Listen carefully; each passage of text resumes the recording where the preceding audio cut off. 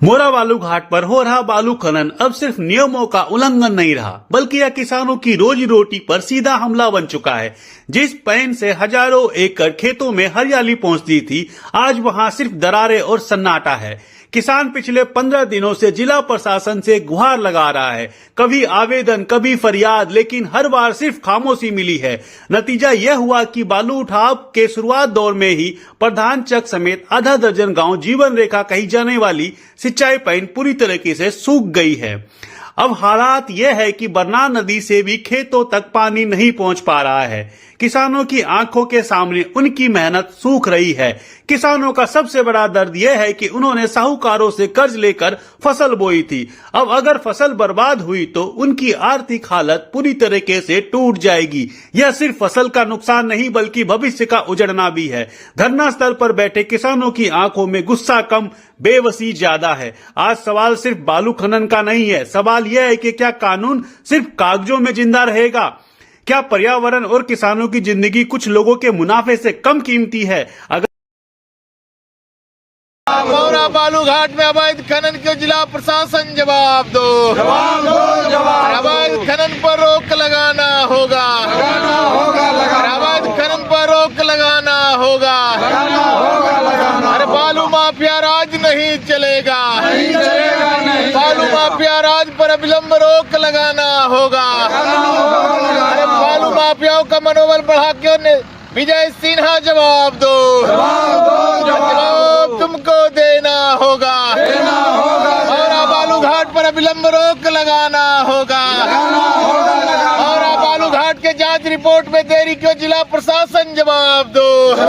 आज अनिश्चितकालीन धरना का आज 9वां दिन है। लगातार किसान अपने 4 सूत्री मांग को लेकर इस अनिश्चितकालीन धरना पर बैठे हुए हैं इस कपकपाती हुई ठंड में। लेकिन जिला प्रशासन आज तक गूंगा बहरा बन करके वो भी आज अपने कार्यालय में ही बैठे हुए हैं। अच्छा, एक सवाल क्यों रहा है? ऐसे मौरा बालू घाट का टेंडर 2018 में हुआ था और उस समय भी ग्रामीणों ने इसका विरोध किया था और हाईकोर्ट में भी मामला दर्ज हुआ था। हाईकोर्ट के निर्देश के बाद उस समय के तत्कालिक जिलाधिकारी धर्मेंद्र कुमार को आदेश दिया था कि आप मौरा बालू घाट का बंदोबस्ती को जांच कराया जाए।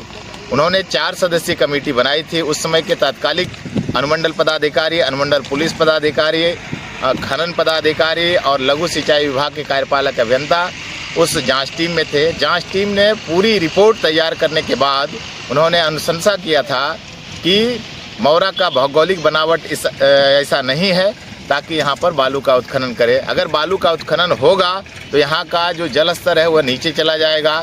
यहाँ के हजारों एकड़ ज़मीन जो पैन के माध्यम से सिंचित होता है वह सिंचित नहीं हो पाएगा, जिसके कारण खेती योग्य ज़मीन बंजर बन जाएगा। और उस अनुशंसा के आधार पर उस समय के टेंडर को रद्द किया गया था। अच्छा, आज हम देख रहे हैं कि 2018 में जिस तथ्यों के आधार पर 2018 का टेंडर रद्द किया गया था, आज उस तथ्य को यहाँ के जिला प्रशासन, यहाँ के बालू माफिया और यहाँ के सफ़ेदपोश नेताओं के दबाव में आकर के उसे विलोपित करके नए और फर्जी दस्तावेज तैयार करके मौरा बालू घाट 11 का बंदोबस्ती किया गया है, जो पूरी तरह से अवैध है।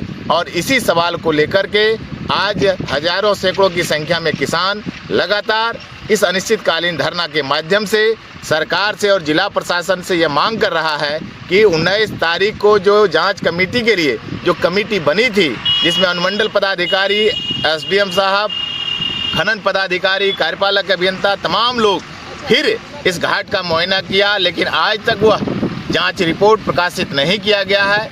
इसलिए प्रकाशित नहीं किया गया है कि उसी पिछली कमेटी के द्वारा जो जांच रिपोर्ट दिया गया था वह किसानों के पक्ष में दिया गया था। बालू घाट के बंदोबस्ती रद्द करने को लेकर दिया गया था। सवाल स्तंभ नहीं, जो भी कमजोर लोग हैं उनको माफिया लोग सताने का प्रयास कर रहे हैं। किसान, मजदूर, आप देख सकते हैं कि यहाँ पर किस तरह से किसानों की हकमारी हो रही है और इनका जो भी सवाल उठाएगा उसके साथ वही वो लोग सुनने लगना चाहिए। नो एंट्री नहीं लग रहा। जैसे जब हम लोगों ने आंदोलन किया है तो सुबह 6 बजे से रात के 9 बजे तक नो एंट्री का नियम लागू कर दिया जाता है। लेकिन जैसे ही हम लोग थोड़ा सा शिथिल पड़ते हैं, पुनः माफिया, सफ़ेदपोश के गठजोड़ से प्रशासन उस नियम को हटा करके और दिन में ट्रक चलाना शुरू कर देती है, आप लोग जिसके भूखे- कारण कि घनी आबादी क्षेत्र में ट्रक का आवाजाही होता है, जिससे कई लोगों को बीमारी से परेशानी है। और कई लोग यहाँ पर जो पूरी सड़क की व्यवस्था है, सड़क की व्यवस्था में जाम रहते हैं, बच्चों को स्कूल जाने में दिक्कत होती है, कोई मरीज अगर एम्बुलेंस पार करना हो तो उसमें कठिनाई होती है। ये सब तो हो ही रहा है और इसके लिए पूरी प्रशासन जिम्मेवार है, क्योंकि जब भारी वाहन को सुबह 6 बजे से रात के 9 बजे तक अविलंब बंद करना चाहिए। तो राइफल तो पूरी लोग तरह से जब अवैध है तो वह हथियार लेकर के आते हैं, लोगों के बीच में दहशत पैदा करते हैं, किसानों को दहशत में रखना चाहते हैं और राइफल के बल पर ये अवैध खनन करना चाहते हैं, जिसको यहाँ के किसान कतई बर्दाश्त नहीं करेगा। उस राइफल का जवाब हम एकताबद्ध होकर के देंगे और हमेशा सत्य की जीत होगी। संरक्षण देने वाली सरकार नहीं चलेगी, बालू माफियाओं को संरक्षण देने वाली सरकार। अगर समय रहते इस पर रोक नहीं लगी तो खेतों के सूखने के साथ साथ गांवों की उम्मीदें भी सूख जाएगी। मोरा की धौर से विक्की कुमार की रिपोर्ट, चंदन पटेल, एवीएन न्यूज, दिल्ली।